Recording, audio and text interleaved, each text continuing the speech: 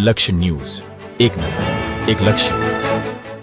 થાનગઢ નગરપાલિકાના રહીશો પ્રાથમિક સુવિધાના અભાવે ભયંકર પીડા ભોગવી રહ્યા છે.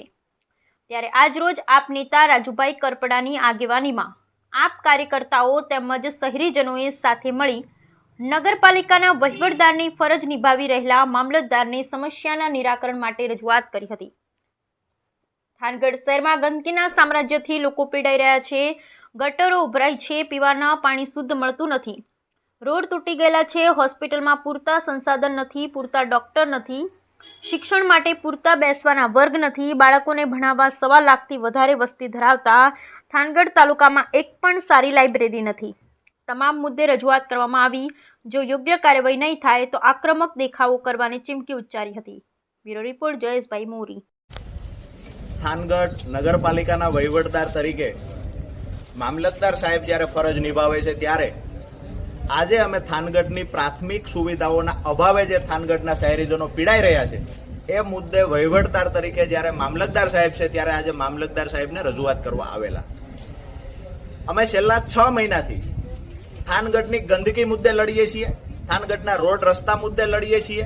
મહિલાઓ જે ખરેખર થાનગઢમાં ટ્રાફિકની સમસ્યા અને ઓવરલોડ વાહનોના કારણે જે અકસ્માતો વારંવાર થાય છે, ગંદકીથી મહિલાઓ પીડાય છે, તમામ મુદ્દે છેલ્લા 6 મહિનાથી લડીએ છીએ. પણ જ્યારે બી રજૂઆત કરવા આવીએ છીએ ત્યારે ખુરશી પરના અધિકારી બદલાઈ ગયેલા હોય છે. એટલે કે છેલ્લા 6 મહિનાની અંદર 4 થી 5 વખત અહીંયા ખુરશી પરના અધિકારી એઝ એ મામલતદાર સાહેબની બદલીઓ થઈ ગઈ છે. જે ખરેખર અહીંના જે લોકો છે એની જે પીડા છે એ સમજવાના પ્રયત્ન કર્યા પહેલા સાહેબની બદલી થઈ જાય છે. આજે અમે એ અપેક્ષા રાખીએ છીએ સરકાર પાસેથી કે થાનગઢની અંદર 1.25 લાખથી વધારે વસ્તી ધરાવતો તાલુકા મથક હોવા છતાં અહીંયા સારા રોડ રસ્તા નથી, અહીંયા સ્કૂલ છે તો પૂરતા શિક્ષકો નથી, બેસાડવા બાળકોને બેસાડવા પૂરતા વર્ગ નથી, હોસ્પિટલની જે વ્યવસ્થા કરવામાં આવી છે તો ત્યાં પૂરતા સંસાધનો નથી લેબોરેટરી માટેના, ત્યાં પૂરતા ડોક્ટરો નથી કોઈ વિભાગના, રોડ રસ્તામાં મોટા ખાડાઓ પડેલા છે, ઓવરબ્રિજના કારણે તમામ વેપારીઓ હેરાન થાય છે. આજે જ્યારે ધાર્મિક પ્રસંગો અત્યારે ચાલતા હોય શ્રાવણ માસની અંદર ત્યારે ગંદકીના પાણી દરેક ward number 3, ward number 4, ward number 2 માં રહીશોના ઘરમાં ગંદકીના પાણી ઘૂસી જાય છે, ગટરો ઉભરાઈને.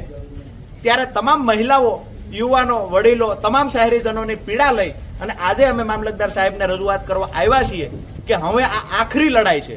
હવે સહન શક્તિની હદ અને ચરમસીમાઓ પૂરી થઈ છે. 6 મહિનાથી લડીએ છીએ તેમ છતાંય કોઈ અધિકારીના પેટનું પાણી હલતું નથી. આજે અહીંયા મોટી સંખ્યામાં યુવાનો પણ અમારી સાથે જોડાયા છે રજૂઆત કરવા માટે કે સ્પર્ધાત્મક પરીક્ષાની તૈયારીઓ જે યુવાનો કરે છે એ યુવાનો માટે સારું ગ્રાઉન્ડ પણ આ સરકાર થાનગઢમાં આપી શકી નથી. વાંચન વ્યવસ્થાની વાત કરવામાં આવે તો એક સારી લાઇબ્રેરી થાનગઢને આ સરકાર આપી શકી નથી. એટલે તમામ માંગણીઓને લઈ અને આજે અમારી થાનગઢ મામલતદાર સાહેબને રજૂઆત હતી. આવતીકાલે સ્થળ તપાસ કરવાની બાંહેધરી આપી છે, સમસ્યાનું નિરાકરણ લાવવાના પ્રયત્ન કરવાની બાંહેધરી આપવામાં આવી છે. જો અગર નિરાકરણ નહીં આવે તો આવનાર દિવસોમાં થાનગઢ નગરપાલિકાની તમામ સમસ્યાઓ મુદ્દે આમ આદમી પાર્ટી મેદાનમાં ઉતરશે અને આક્રમકતાથી જેવડી પણ લડાઈ લડવાની થાય આમ આદમી પાર્ટી પરિવાર મજબૂતાઈથી અહીંના રહીશો માટે લડશે. આભાર.